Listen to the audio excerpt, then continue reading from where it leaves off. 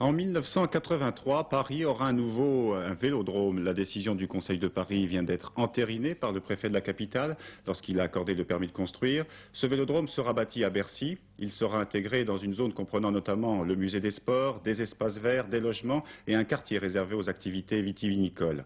La réalisation a été confiée à une société d'aménagement et avec Jacques Bell, nous allons voir ce que deviendra ce quartier dont la transformation ne fait pas l'unanimité. C'est ici, à la place de ces rues pavées et des anciens entrepôts de vin de Bercy, que débuteront en décembre prochain les premiers gros travaux du futur Palais des Sports.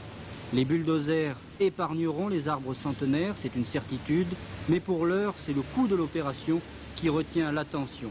Jacques Chirac dit et maintient 200 millions de francs. Les élus socialistes de l'Hôtel de Ville ne sont pas d'accord. Selon eux, l'addition sera beaucoup plus élevée, plus du double, 500 millions de francs. Bien sûr, je n'ai pas sorti ce chiffre d'un chapeau comme un prestidigitateur sur un lapin, pas du tout. J'ai pris les éléments qui sont connus, avec des experts nous avons travaillé et je maintiens et je ne crains pas le démenti, Monsieur Doublet peut affirmer ce qu'il veut.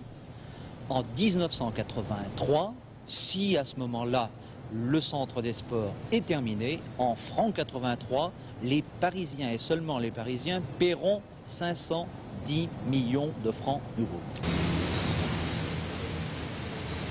C'est sur ce terrain de 4 hectares que sera construit le centre des sports proprement dit. Une pyramide renversée qui ne dépassera pas 30 mètres de hauteur.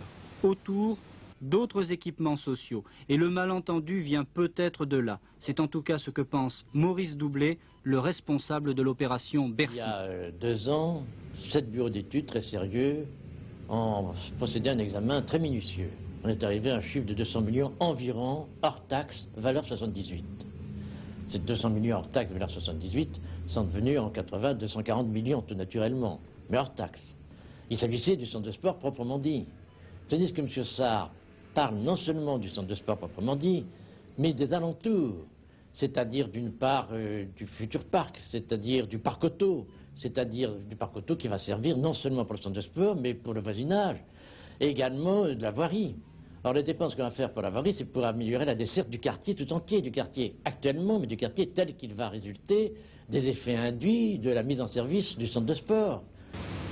200 ou 500 millions de francs, l'addition définitive de Bercy n'est pas encore connue. Avec cette réalisation d'envergure, la municipalité parie sur un regain d'animation dans l'est de la capitale, un pari que l'opposition trouve trop onéreux. On n'a pas fini de parler du futur Veldiv.